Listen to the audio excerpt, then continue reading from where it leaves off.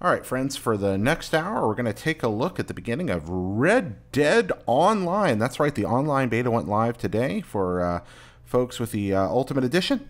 And now we're taking a look at the very beginning of that mode, character selection. So I tend to opt for female characters in games I play. I've done that a long time. No particular reasons, just something I enjoy. Chance to be a person that I'm not.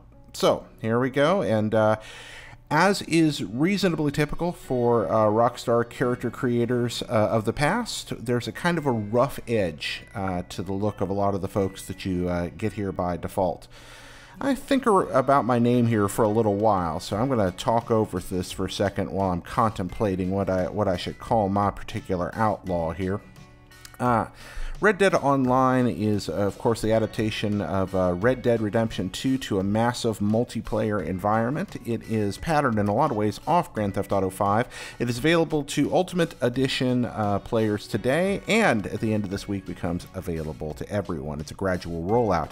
We are still in the beta stage, and I can tell you, having played this game a bit now, that it is definitely still a beta in certain ways. However, it's an extremely promising beta with a lot to do and a lot of really neat and unique features. So I decided to name my character after Annie Oakley, one of the greatest legendary shootists of all time. There are stories of Annie Oakley on the back of a moving horse shooting the pips out of playing cards. I am a terrible shot in real life and online, as you will likely witness at some point in this video. And therefore I envy the ways of Annie Oakley. So here we are in the jail doing our character creation choice. And I'm going to go through some of these and demonstrate some of the possibilities available. And again, you can see that it starts out with some basic templates, and then there's a lot of fine-tuning that goes on. It is not the most sophisticated facial creator I've ever seen, but it's also very, very far from bare bones. It's honestly just what I want in an online space. Enough variety that most folks are not going to look the same, and I really do like the emphasis on realism, skin tone, etc. We're going to see later on. The fact that you can add molded patterns, freckles, scarring, and very carefully adjust that. So I go back and forth on age to give you a look at where some of those go, and I decide Annie's probably in her mid-20s. So here we have Annie coming together here. Here's some of the different body builds that are available. And looking at the way I want Annie's face to look, I think I'm going to go with most likely the mid build for that. You can see with her hair, she's about 6 feet tall right now. That hair is up. We're going to change that in a minute. So, options around the eyes. Again, character creators, don't worry, we're not spending all our time in this, but we are going to spend a few minutes looking at that. And obviously, you're going to notice that in the character creator, we don't actually have any of the outfit and fashion stuff. That all comes later. And I do a lot of back and forth here trying to decide what I want to look like. I'm going to go with a wide chin, I think. Yeah. I'll do the wide on that. And go down below the fold and see that there are more options. Can't even see her ears yet, so we're not sure what they look like. And they get sunk into full cheeks, I think. Oh, there we are. Oh, teeth. Yep. Ah, yes. Dental care in the 19th century. No, I'm not going to go gummer. Let's just have some teeth there. Teeth are all right by me. We'll have some chompers. And then hair and hair color. And back and forth between those.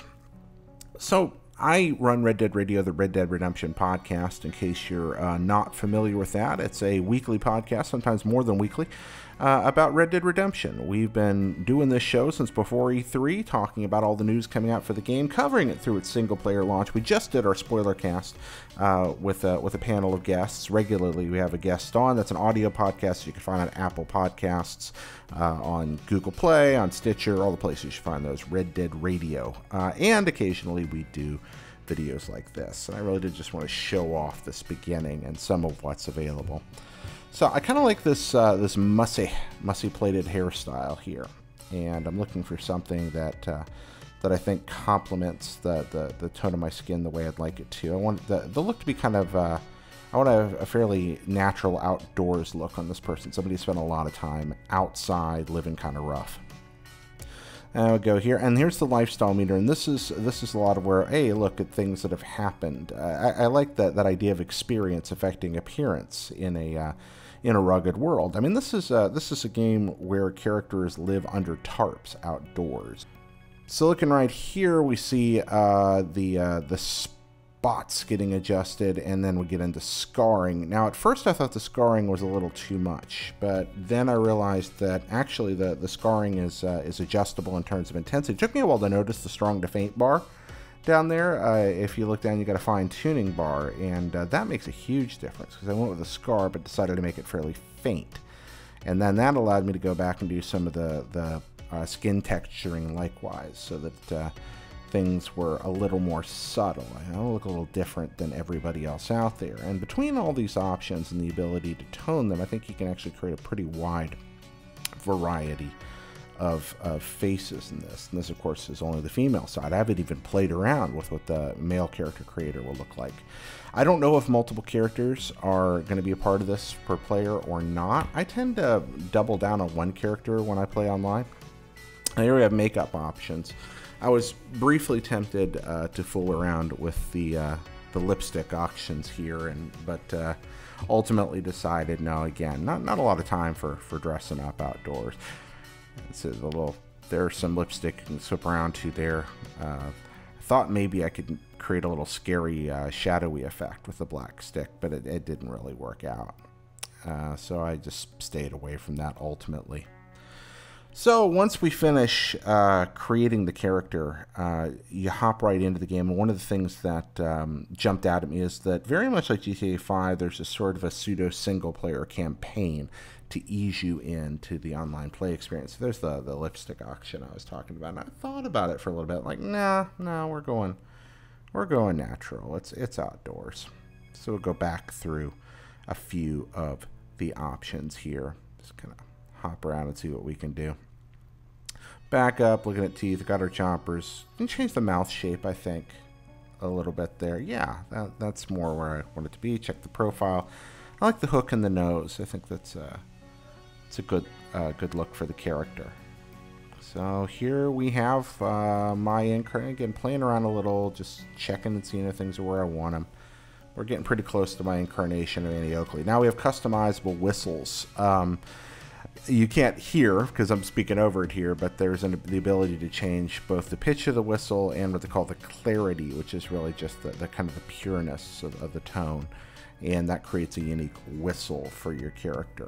I have not experimented with any abilities to whistle to music or anything like that. I think that would be freaking amazing. But none of that there. Pitch, I want it to be fairly high, and clarity, I like the idea of it being rough. Maybe I pulled the pitch back down, it looks like. And of course there's styles, you can select it all. And finally attributes, and these just the big three that you can dump points into here. I went with Deadeye, even though I didn't really understand how online Deadeye worked before I started this. And online Deadeye is interesting. I love, we're going to see a little bit of that later in the video. But those are your three attributes. And we pop back here and confirm. And once we double down on this, it's just time to go in. Let's get our profile. And there's our old style mugshot. And Ricky Bobby, like, we don't know what to do with our hands. So hands up. I got some long fingers going on there. And there's Annie Oakley. There we go. Entering the online universe, processing that mugshot, and preparing to leap into Red Dead Redemption Online.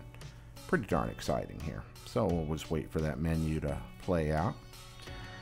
I wonder how many of y'all are online right now playing this. I assume some of you have already gotten in, and more of you are probably chomping at the bit. I can tell you that one of the things that I noticed immediately is that the vastness of the space really does serve the online experience well. And what I mean by that is you've got a real sense of world immersion, maybe more than you do online immersion, until you jump into something instanced. It feels a little more, I don't know exactly how to put this. When you're in a GTA instance in an open world, it's got a kind of a crowded, fast vibe to it. This still feels like Red Dead in that kind of slow-paced, interesting way that I really like. It feels distinctive. So our story unfolds at a penitentiary.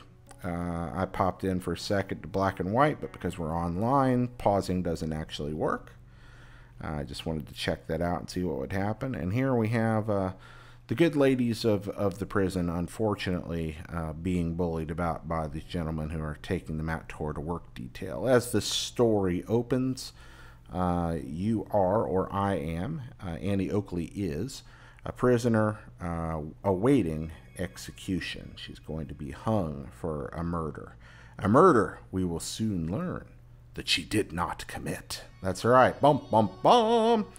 So Annie Oakley getting loaded with the other prisoners here into the wagon. Gentlemen stepping up to the plate. Now these gentlemen are going to have a conversation here in a little bit. We're not going to grant them the dignity of a listen, but they're talking about how education is not a proper pursuit for ladies or really for anyone. One of the things I noticed about this is in more than one of the conversations, your gender that you choose does affect the way that people interact with you. The cutscenes seem to be tailored around that to a degree in some occasions. So here we have that big old beautiful world doing its thing. This is actually a cutscene. This is not cinematic mode. However, one of the big surprises, because I did not expect this, is that cinematic mode does in fact work in Red Dead Online. Holding down the touchpad on my PS4 controller, I am able to invoke the power of cinematic mode. And that was a very pleasant surprise. How useful it is, I don't know, but when I'm following folks around and want to take a look, I can. So this dapper gentleman and his fellow outlaws are waiting to secure my release. He's a very interesting character early on in this. And again, I have not played a lot of online. Today's been spent recording a special episode of Red Dead Radio before this, very short one, just a one to the camera response, and recording this footage and then doing some online play in some of the playlist modes. But this fella's come along. He works for a lady that's wanting to help you out and kind of gives you your start in the world. She also has an interest in the murder that you supposedly committed, but she knows you're innocent. That's right. So he's coming to get you out of here so that you can hunt down the real killer, which is a kind of a classic Western motif and works for me. So Annie's like, well, okay. I mean, we can ask the question, Annie, are you okay? Are you okay, Annie? Yes, that's the answer. We don't have to repeat it over and over, Michael Jackson or Alien Ant Farm style. I'm impressed with that fellow's mutton chops. So now this gentleman's like, hey, folks, nobody wants to get shot. Why don't you get out of here? He's very practical. And then he's like, hey, I paid you to stand around and look tough. There we go. And now he's going to take me for a ride. But he's kind of like, hey, go talk to the lady I work for, and it could be good for you. He's not particularly threatening or anything, which is intriguing. Grab these weapons, come along with him. There I am in my prison outfit, and we'll get out of that and into something new here pretty soon. So I'll follow the stranger. Some of my habits from single player kept following me. I wanted to loot everything around me the whole time. And one of the things I've learned is that looting, corpses, etc. does work online, but you might want to coordinate with your team. You're going to see me team up with some random strangers here in a little while. And while I very much appreciated their zeal, they were charge into battle types, and they also very much wanted to rob their horses, or rob the horses that we were sent to, and then move on, and they were not interested in looting bodies. I did not appreciate that.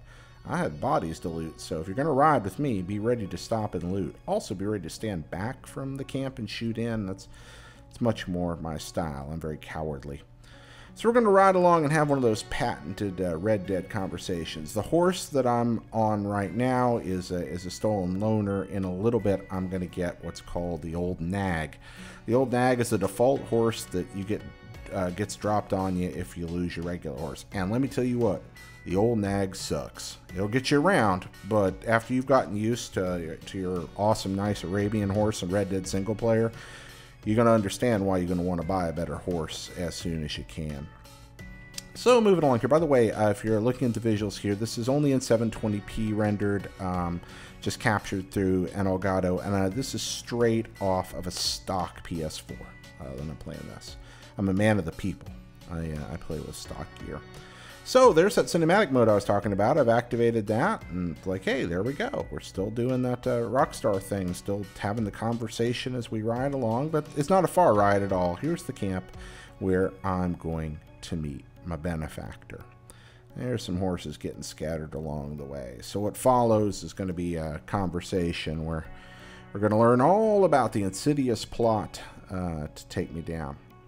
I've been looking forward to this game for a long time, and it's nice to finally be able to talk a little more openly about suspicions. I haven't wanted to spoil things for people, but there are elements of the Red Dead Redemption single-player campaign that seem very evocative of the possibilities of what was going to happen in online mode.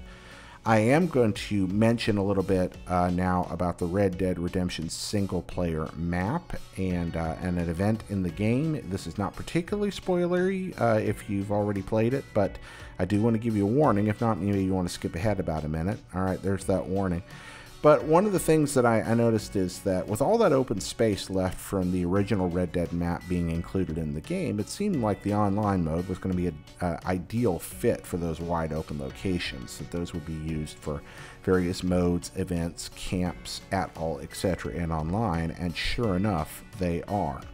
What I hadn't really thought about was how well some of the areas designed in the single-player game to be aesthetically pleasing are also suited for online events. For example, a lot of the locations in Saint Denis, hey, guess what? They're cool rolling alleys, but they're also designed to be deathmatch maps. And I hadn't really considered how integrated that design philosophy was until I popped into them. Oh, wow, I walked through this and never once occurred to me this would be a great place for a 4-gang mega shootout. I don't think that's actually in this part of the video. We'll get to that later on. Anyway, we're learning here about all the background details, etc. I want to know who brings a Grecian urn to their camp. That lady has a Grecian urn in her camp. And is there a Grecian urn mule? I mean, look behind her, over her left shoulder there. Grecian urn in the camp. All right, now this is what they dumped me in. Now I've talked with. Fortunately, I do have some choices, and I'm gonna switch out some of these clothes because we'll go with that because that hat's okay. That middle hat's just awful. We're not doing that. And we have some color options here, so I'm gonna go with a simple stalker hat. I think that a nice hunting hat will be fine by me. Keep the sun out of my eyes, and I can put some of those on my horse.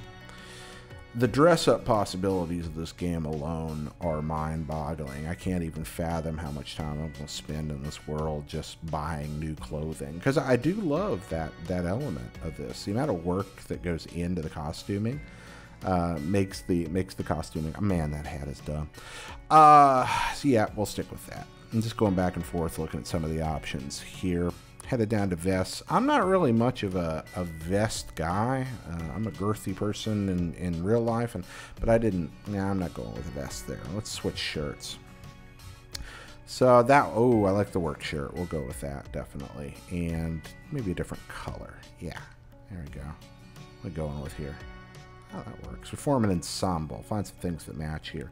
I do see maybe, is that a little bit of clipping on the suspenders there? Yeah, it looks like it is. Like I said, there, got the beta going on here a little bit still. I have spent a lot of time with Red Dead Redemption single player, and some of the things that I've wanted to see are camp management and of course the catalog option that allows you to build structures, prefabricated structures purchased from catalogs, and pretty sure that we're going to see all that unroll in this game so that eventually you and your posse, your gang, are able to have individual homesteads, individual camps, cooperative camps to work together, hang out in, etc. Kind of like the pads that you purchase in GTA 5, but I'm guessing more SimCity functional in some ways, maybe closer to hideouts ultimately if you end up running businesses. So still doing some aesthetic switch off here. Let's see what I go. Oh, I like those. Oh yeah, there we go. There we go. And I should just have just stuck with the dark boots here, but I'm like, do I want to lock on? Nah, I'm going to come back. I get a little hesitant in this part, so I apologize for bouncing back and forth like 3 times. Like, do I want those? Do I want those? Also, you notice I took the gloves off. Somebody's commented to me that gloves look really big on the characters, but I'm beginning the characters in Red Dead Online have long fingers, and their hands are big.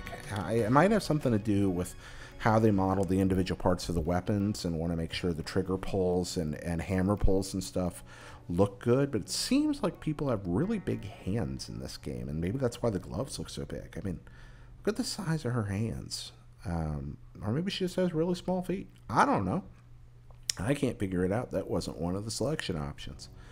And I think I back out here. No, I took it. All right, so that's our starting appearance. I've looked worse at the beginning of games. Man, I cannot get over that urn. Look at that. What use could that possibly be out here in the wilds? I can't figure out what it's supposed to do. Is somebody dead in there, maybe? I mean, that would be amazing. I kind of want to break it, but she's being really nice to me. So she grants you all the starting equipment, get you set up in a camp, etc. And she's also going to explain to you now that there are 4 suspects in this particular murder that you've been framed for. The main clue are 3 cartridge shells that she has in this box, which were not fired from your gun. She's going to show here a list of the 4 suspects, which are centered around the Blackwater area. There's the cartridge shells that prove that you are innocent. But they are also hopefully going to be a key to discovering who, in fact, framed you. Single-player narratives as guiding principles in online games, I think, can be of varying quality. I think it works really well for a Rockstar game where you're already familiar with the mechanics of the single player, but you need to learn how things differ, and the missions can teach you some of those and allow them to tell a pretty good story in the process. I have, you know, there's a part of me that wants to push against the edge of video games all the time and just run around and do whatever zaniness is available. And I really can't wait a year from now when it's, you know, Pegasuses and flying horses and UFOs and werewolves and all the rest of that. But at the same time, having something grounding to start the experience off is pretty delightful for me. Oh, stew. There we go. Now, I notice she gets a silver tray, and I get a big old stew bowl. There's an unevenness going on in the aesthetic of this camp. Look at that big rug behind her there, too. What is going on with that? Oh, she's got the ring around her neck. I wonder if that's from the victim of the murder that she knew. So I'm a silent protagonist. I do a lot of nodding. Just sitting over there being kind of like, hey, yep, I'm over here. But you don't give off a grumpy vibe, really. Everybody's just kind of addressing you, and every now and then somebody pops in and mentions, hey, you sure do seem a little quiet today. We'll get out of this cutscene in a minute and go play some video game. Yeah, she's going to stare off in the distance and think contemplatively about something a little bit longer. But again, the voice acting is very good here. Instead of the voice acting, get my melodic voice. You may be wondering why I'm talking over this whole thing instead of just letting you watch, listen, and enjoy the fidelity of the product. Well, the answer is quite simple. My original recording of this, after creating it, processing it, and uploading it, I discovered didn't have any sound on it. I had to do with the output from a PlayStation and the way it interfaced with my capture card and the way I had my earphones plugged into my controller, but my typical setup that usually works for some reason didn't. And so I found myself with a soundless 1-hour video of the beginning of this game. And since going back and restarting and recapturing the game would well, set me back in the process of the beta, I decided, well, I don't want to lose the footage completely, so perhaps some madman out there, mad woman, mad person, would care to listen to me babble over a video for an hour. Oh, camp stuff. Yeah, okay, so here's a small camp, large camp. Notice here on the menu that small camps can have 1 to 4 posse members, large camp 1 to 7. And look, camps can be located in regions. Right now, Great Plains is the only one available to me, but gradually there's going to be a lot of different regions available, and that's very exciting. And roll down there and be like, ooh, I can have camps all over the place. Will I have benefits from different camps? Will I move my camp around? So it looks like from what I saw in the menus that it's more about having the option to move your camp from place to place to do different things. I really, really want my camp up in the big snowy areas. I want to have that. I want to have the snow camp because I like the beautiful aesthetic of that. I mean, it's cool down here in the plains too, but who doesn't want to be up there? And there's the scrawny nag. All right, so man, that horse sucks. But he's free. He's a free horse. And spoiler alert, they're going to give us a horse here in a little bit that's a little better than this one. So that's nice. So your starting equipment is a revolver, the base carbine, pretty much the stuff you start the single-player game with. She's also given us the lantern, the knife, the things that you're used to having at the beginning of the game. And now we got a craptastic horse to ride around on. And because the horse is not especially powerful, I'm not pushing it here. So I just ride around, take a look. I think I almost run over a pheasant here in a little bit, but that might be later on. Oh yeah, all the wildlife's still around. There's the pheasant. I remember that.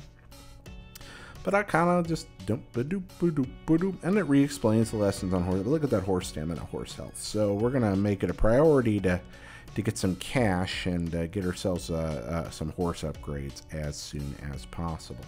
How do you acquire cash? Well, there's all kinds of ways to do it. There are open world missions. There are kind of story type missions. There are treasures hidden around the world. There's money to be earned in all the online events. And perhaps most importantly, we're going to learn about the fact that there are two kinds of money. One of those is cash and the other is gold. Cash is used to buy goods and services the normal way. Gold is used effectively to get ahead. I suspect that gold will be a part of the monetization model, but gold allows you to kind of skip ahead to things you couldn't otherwise get either at a level or afford, and allows you to kind of jump up and grab those earlier. Gold is earned in-game through missions. I've been able to get gold through accomplishing things in shootouts and being very, very bad in gunfights, etc. I'm terrible at online multiplayer combat, by the way. Y'all should be aware of that. If you ever see me online, I'm the one to destroy. So now we'll hop over here to a free roam mission. Hop off the horse, and again you can see how it is in a way kind of like playing single player and how the worlds integrate there. I don't do a lot of talking to the people in town yet in this video, and I'm really curious to find out what happens if I'm just hanging around in free roam mode. I walk up to the wrong ticket counter here on account of the fact that well, I am unwise. So we'll walk around here to the back in a second and pop on in the door, and this fellow is going to give us a conversation about what we need to do next. He's going to give us a hot tip. So we've learned that, you know, everybody's kind of in on it, that there's a syndicate of sorts running here, and this fellow's letting us know that somebody that's not in the syndicate has been doing some unauthorized stagecoach robbery. So we're going to go track him down, flush him out of the hills, at all, etc. So I'm kind of giving that look, and he's talking about how he doesn't really know how to talk to women. He also mentions that my reticence is comforting to him. The fact that I don't really get into talking. I'm kind of hoping that after like 3 hours, suddenly a character just becomes AI, autonomous, and begins to speak on their own in a freaky and terrifying way. That would be amazing. You ever wonder what happened if a video game just looked at you and started talking to you? Like, hello, Jared. Yeah. And you just know what's going on. Ew, that guy's kind of frightening me. Yeah. A lot of work on the facial expressions there. I really cannot wait to go shopping for clothes and such. But as much as I'd like to be playing this game right now, I got to make videos about it too. So that does take time. Once again, oh yes, here we go, the catalog. So there's a portable catalog that allows you to buy stuff in the field. I have not played with this portable catalog very much yet, but it is kind of groovy that such a feature is available. I wondered if that was how they would approach it, things being shipped to you, and sure as the world, that's exactly how it works. I wondered about that when mail and supplies would show up in camp, if that was built around the same infrastructure. So when you're in free roam, you can buy items from out in the world, but I don't take a look at the catalog at this point because I want to go and do these early online tutorial missions and get a look at what's happening. So let's ride on out of town here and push the horse a little bit harder than I was before. Now it's telling me about health, etc. You got to eat to stay healthy online. It's fairly similar to the regular game in that regard. And you've got stamina that drains the same way. But then there's Deadeye. So you're playing online, and Deadeye in regular play slows the world down. That's not going to work in a persistent environment shared by online players. So what they've done with Deadeye is really, really cool. It's a system built around power-ups, things that you can do in combat while evoking Deadeye. And those power-ups are abstracted through playing card symbols. They're called ability cards. And they allow you to create a kind of a custom power loadout. Now, I don't have that ability yet. I'm not going to have it until I find a treasure chest here in a little while where I get my first tutorial card. And even there, they give you some choice in what do you want to go for. But an example of what I'm talking about is the card that I end up choosing allows me to turn on Deadeye, and while Deadeye is running, my health will slowly refill as long as I'm in Deadeye mode. Taking any damage instantly pops me out of Deadeye mode, but as long as I'm in Deadeye in a battle, I'm gaining life. And that's a pretty cool thing. So Deadeye doesn't slow things down, but it does enable me to heal.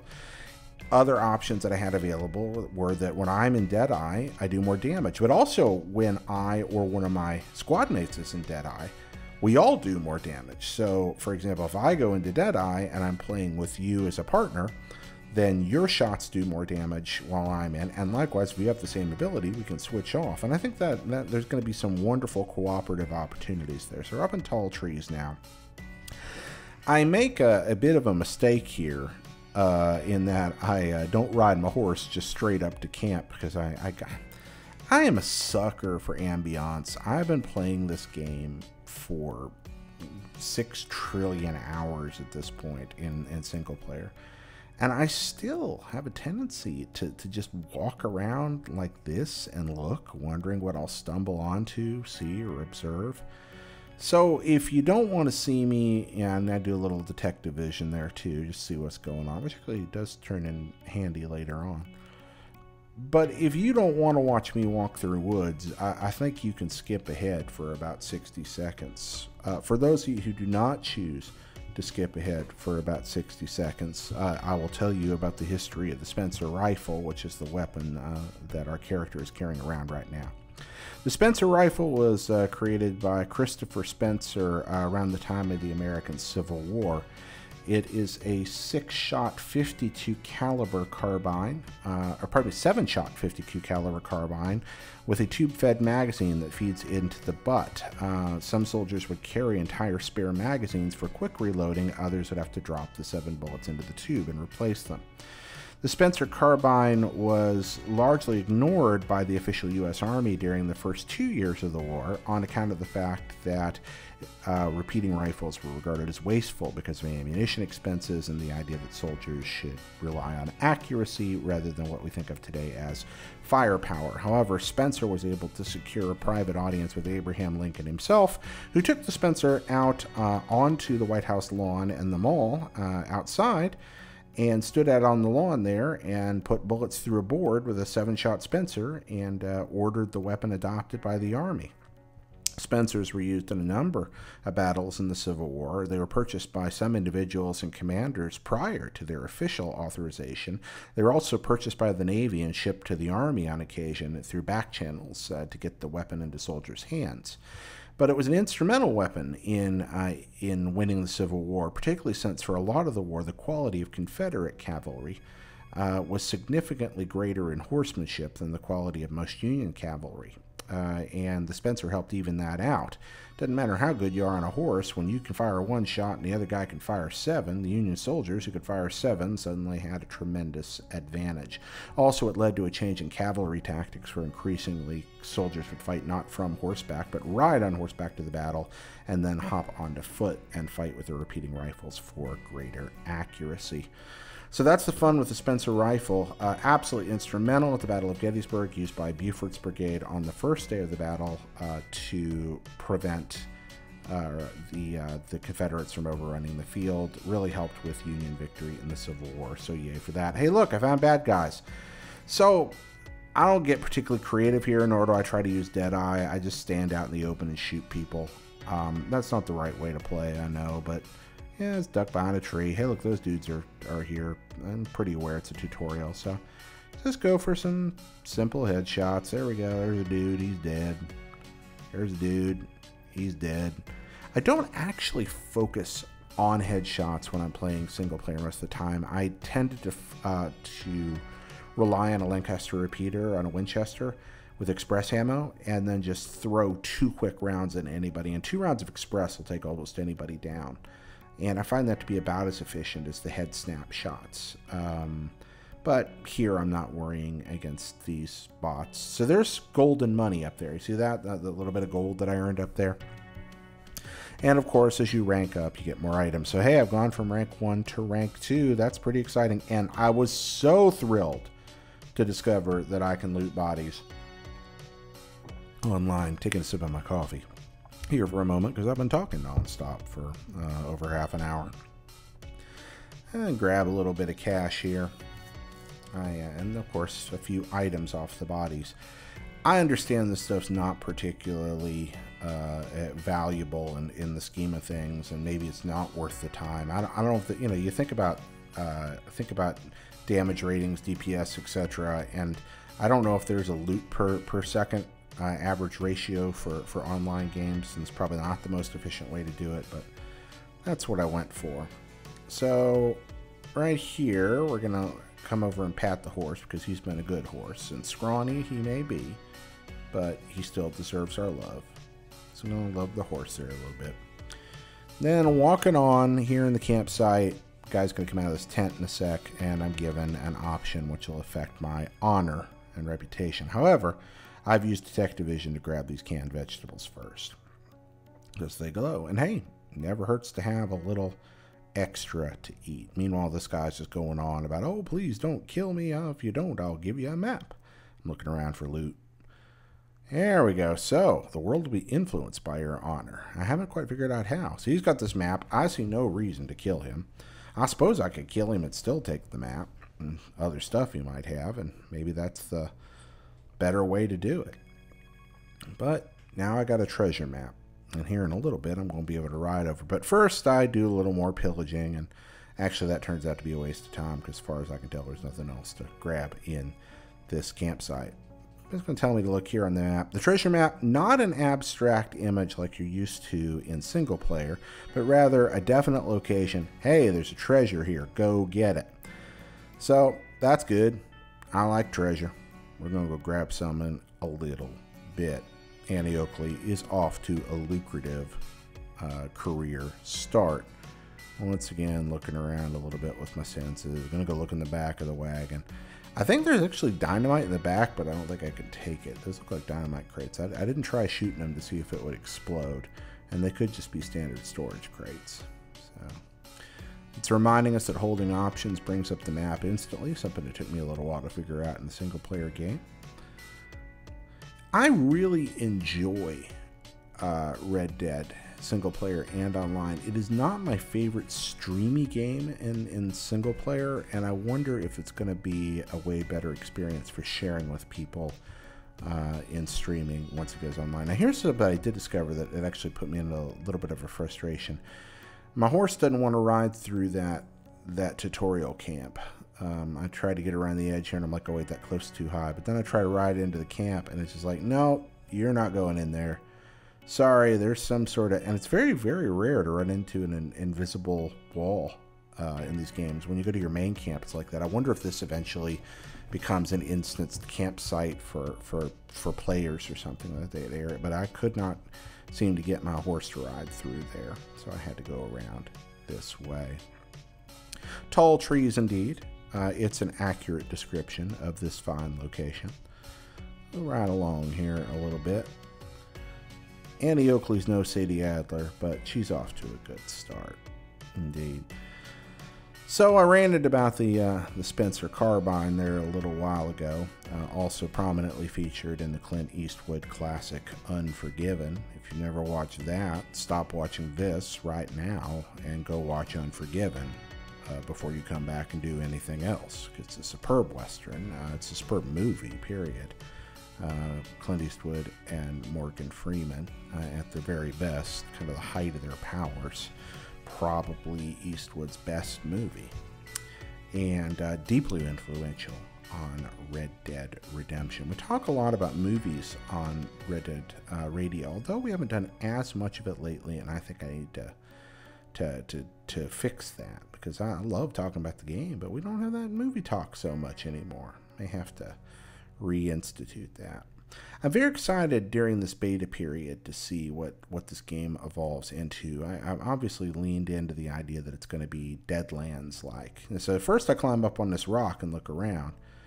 Like, oh yeah, this is a great place to spot it, except that I'm standing in like the one place you can't see the treasure map, it turns out. So I was like, wait, am I doing something wrong? I look around, is there some kind of sketch? No, I just stepped on the one spot you can't see the darn treasure from. So I figured that out here in a moment. But yeah, I wonder if I should do, if I'm streaming this, I should go Western history crazy. Western history is kind of an obsession of mine, something I really enjoy. I think the American West is a captivating story. There we go. There's some treasure. All right, so let's go get our reward now. Sadie gonna go. Oh, I call her Sadie again. Listen to me. All right, get down there, Annie. Annie Oakley.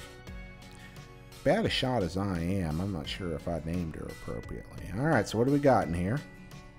We opened our treasure chest. We got an ability card voucher. Found a wedding ring we can pawn, platinum earring, necklace. Some of these things might be useful for crafting too. So there we are. Gold bars can be used to unlock things early. 100 little pieces of gold gives you 1 gold bar, and then cash is how you buy stuff. So you use your gold to get the stuff quicker than you could otherwise based on your ranking. Now we're going to take a look at ability cards. The first place my mind popped with ability cards in Deadeye. I like this rain coming down. That's fun. I like weather in an online world. It just adds a little extra fidelity to the whole experience. So we pop up in the weapon wheel, and there we go. So you see we unlock up to 4 slots based on our ranking. Each of these allows us to equip a new ability. This one's tied to Deadeye, and then there's 3 passive abilities we're eventually going to have. It's like Deadlands and the Huckster. That's where I keep going to. I mentioned Deadlands. If you've never played it, that's a tabletop RPG. Oh, look, and there's more slots going to be open it up down the way, or more abilities, but it's going to be a while. So this is the one I went for. A moment to recuperate 1, which gives you a little extra health boost. Focus Fire is a good teamwork one. And then Paint It Black, that I haven't fooled with at all and don't know much about. I think that's pretty much the same. It's very, very similar to what you get in regular Red Dead, but doesn't actually slow the world down. I think it's a rapid fire focus damage thing. So you can see I have just a tiny bit of a gold bar up there, 7 1/100ths of a gold bar and a few bucks of cash. And now we'll go with that moment to recuperate. So that's fun. It's also kind of freaky art on there. So there's my cards. All right, we finished that, and now we're going to ride on and go find our first cooperative online event, teaming up with some strangers on ye old internet. So going to go meet Clay Davies, who's he's the old fella I met in camp a while ago. The guy's like, I'm an old guy. And all right, Deadeye bar refills with each enemy I kill, it's reminding me. So we're going to ride on up here and find Clay, because I haven't used much Deadeye. It's like, man, my horse needs a brushing. So we'll start a story mission here for online. I wonder how long the online campaign actually is. Kind of curious about that. You know, it's fun making these videos, but at the same time, I would dearly love to be playing the game as well. And I'm sure you would too. Imagine if you're watching this, most likely you're watching it because you don't have access to the beta yet. And I feel very fortunate that I was granted that. But as much as I enjoy your patronage, when you're done watching this, please go play and have fun. Okay, so here we go. I'm gonna go steal some. Gonna go steal some horses. So we'll start our matchmaking. And I didn't really dive into any kind of advanced options here. It's just like, hey, here's some partners for you. All going to be of similar level. So there's the 2 brothers I'm going to be meeting in a moment, doing that photographic effect that you get with the loading screens in Red Dead 2. We'll pop up here, and there we go. All right. So there's my posse. There we go. Nothing really to load out. Take a look. Anything in particular standing out? Nope. So I guess we're going to ready up here. Just wanted to look at the menu options before I told it was time to go. These people are probably like, hey, will that guy please ready up? I imagine you're thinking the same thing. So we ready up. Ready up and giddy up. And the mission begins. Really simple search and destroy mission. And again, my partners, all fine human beings. But they do make the terrible error of not gathering from the dead bodies as rapidly as they should, or hanging around to do that and just riding off with horses, therefore leaving me at the rear of the column to fight off the rear guard, which is fine by me. More RP for me. Also, I ultimately felt pressured to run ahead instead of hang around and getting all the loot I should have. I'm not bitter. So anyway, here we go. Well, here's these folks popping in. Howdy, folks. It's kind of fun seeing them here in the cutscene. I like that. Everybody's got to look to him, give you an idea of what the low-level character creator is, as all of us are obviously newbies being pushed through this mission. There's that guy. There we are. We sure are a bunch of people standing around not talking. But the dialogue on the other end's pretty good, and that keeps us invested. Okay. So everybody runs for a horse here, and off we go. You see that ghosting effect? That's kind of the loading effect. Alright. Yep. Trying to find my nag. There we go. And off we go. Riding along to catch these folks. Get a feel for what's going on. Alright, so there's just a camp here with some bad guys. It's funny, none of us wants to be the first to shoot, so we all literally just walk right up to the camp. I stay back in the rear doing my... I'd prefer to fight with rifles. And not necessarily with sniper rifles, but I really do like repeaters. So I just kind of move into position to stand behind and provide fire support for them. But the shooting starts, and like, oh, okay, well, let's just shoot some dudes then. And you see me kind of going with that two-shot thing I like to do, although with this weapon it's going to be more threes since I don't have express cartridges. Reload. Not a particularly difficult engagement. I don't use Deadeye here on account of the fact that I'm not taking any shots, but I'll use it later on horseback. And now I'm like, okay, we should be running around looting these guys. Yeah, let's clear this last guy out. Okay, there we go, let's loot. But they go for the horses. I'm like, hey, don't go for the horses. Loot. Loot. Help that guy out. Nope, they're grabbing the horses. So this is the point where I should have hung around and just taken all the stuff they left behind. But I felt pressured. I was like, oh man, everybody else, I could get all this free stuff. Look at it all laying there. So I'm like, oh well. So I hop on my horse. And off I go. And by now, they're quite far ahead of me. Riding across the plains here. And this horse better than my other horse. And this is the horse that ultimately I'll be given as a starter horse in the game. So, cutting across the plain. And then I got worried because I was like, oh crap, they rode on. I'm behind. And there they are getting shot at. I can see the red tinge. So, got the pursuit here. But it is nice to be able to come up the rear of the column and feel like I'm finally helping out. I am glad that they kept the shooting gallery auto-targeting. It's right for the game. Red Dead Redemption isn't a shooter. I think someday Rockstar could make us a shooter, but it's not this game. So, looking there, I fooled around with Deadeye a little bit. Didn't actually, I think, make me particularly more accurate. But in a second, I'm going to get wounded. And then I'm like, oh, Deadeye. I can use that to heal. And that's how I did it. Effectively switching. Oh, and then I shoot a deer by accident. Going into that auto-targeting. There's the horse, likewise. There's the dude I'm trying to spin around and find. I should be dead by now, but fortunately, the game's pretty gentle on you for this mission. I think you'd have to try pretty hard to fail this. And, you know, do get to shoot a few more guys, so there we go. Never bad. I mean, they're not really worth anything at this point, but why not? Oh, you might be hearing a siren right now in your ears. That's on my end, not yours. That's coming through the window here. And riding across the plain. Do, do, do, do, do, do, do, do, do. Here we go. The melody of the plains, indeed. Finally heading up here toward the stable, which is located down in the town. But I've ridden my horse pretty hard, and I have to slow down a little bit to let it happen.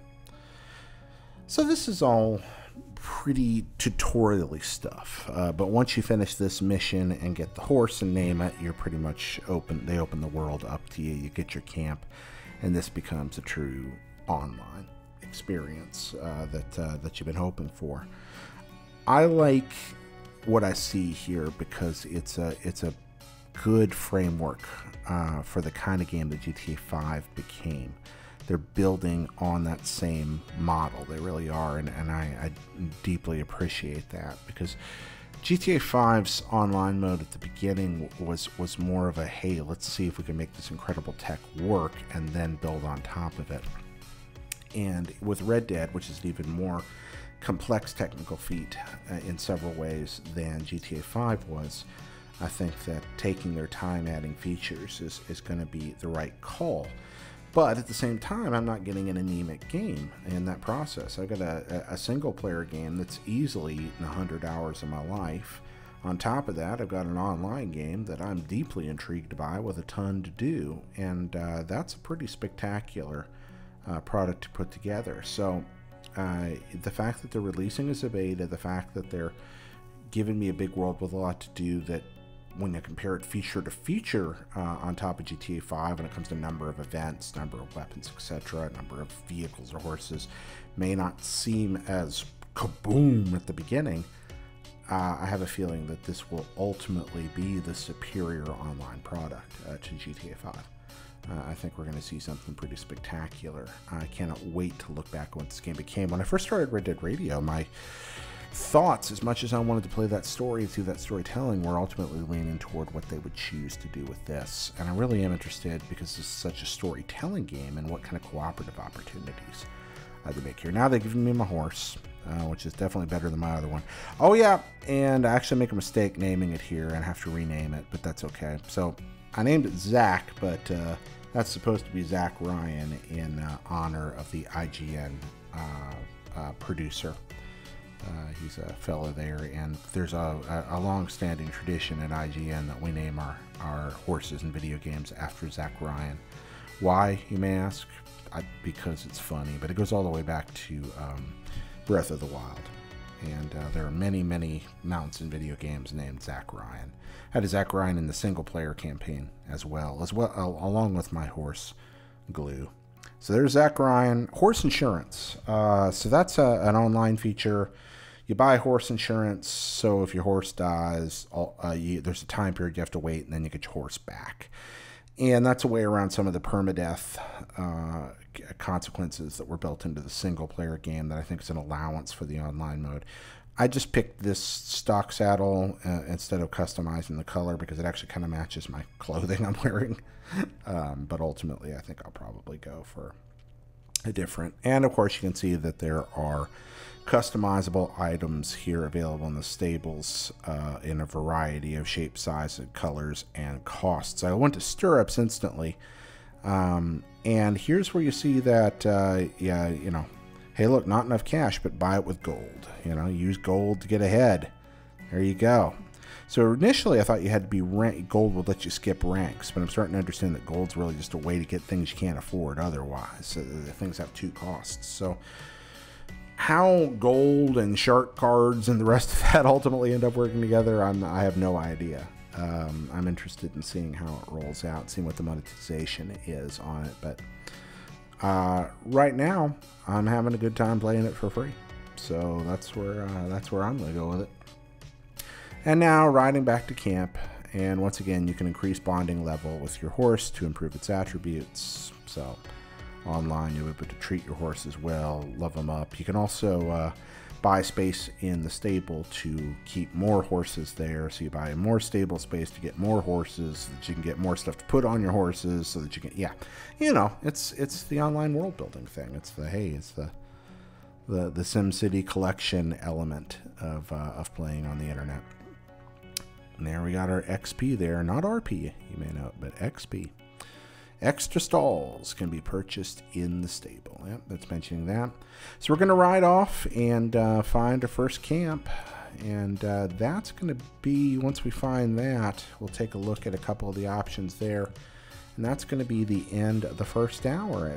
But don't go away yet, because it's going to show you a montage of a lot of the stuff there is to do online that kind of comes into the game here at the end. And I think you probably are going to want to take a peek at that. It's sort of it's not exactly a cutscene, but well, the most intriguing thing that we're going to see in that is the ability to interfere with other people's missions. I do love raining on someone's parade, and I look forward to the opportunity to do so. I can't decide online. You're obviously much more effective in an online game like this when you're playing with your friends and teaming up. And I do like teaming up with friends, and yet there's also that element of being, you know, the lone gunman wandering the plains that's fun.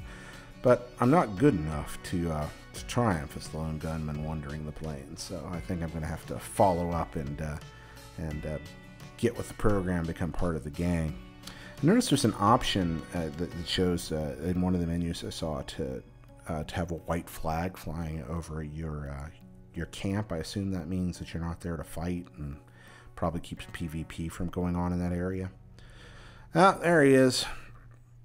So he's going to let me know this is my new home. And I mean, you know, it was a different world, but you know, I got some rocks and some trees, and I got a wagon, so that's not bad, right? I can do that. Here we are, looking around, just taking a peek at everything, taking it all in. Red Dead Redemption Online. There it is. I'm waiting a long time for it. And in the coming weeks on Red Dead Radio, we'll be talking it up one side and down the other as we explore the features. I'd like to have my old buddy John Ryan on later this week, hopefully, to sit down and talk about it. I think Casey DeFreitas is probably going to come by as well and talk a bit, maybe some others, and see just everything that we've got going on in this expansive and truly pretty video game. It's all dusty out here in Great Plains. I mean, I like the aesthetic. I like that there's different biomes to this world, but the moment I can jet for the mountains, I think I probably will. I know that puts me a little farther from some of the towns, perhaps. Well, maybe not. I mean, I guess Strawberry's pretty up there in the hills, so that'll be all right. And here we go. Now it's going to tell me about things I can do. You can visit general stores and tailors, play dress up. And I am not above playing dress up. Gunsmiths to upgrade weapons. There's some etching in there. There's that cat. See? Free roam missions, indeed. To go out there in the world and do them. Counter a rival player's mission for your own reward. And that I love. Again, I like messing with people. So that should be fun. I'm really curious how the series are going to work out. And how those play out. I love that shot of the two gangs facing off in the street right there. That's great. There you go. Form and join a posse. Yeah, I think we'll definitely have to do that. I wonder what I'll name my posse. I'm probably after an Old West gang of some kind. Think about that a little. But that's the first hour of Red Dead Online. So thank you for watching. It means a great deal to me. I really appreciate it. And again, if you want to hear somebody besides me talk, go to Red Dead Radio, the Red Dead Redemption podcast, where I mostly just do the hosting and let the guests do the speaking. You might find it a more palatable experience, perhaps. Ladies and gentlemen, that's the show. Thank you very, very much.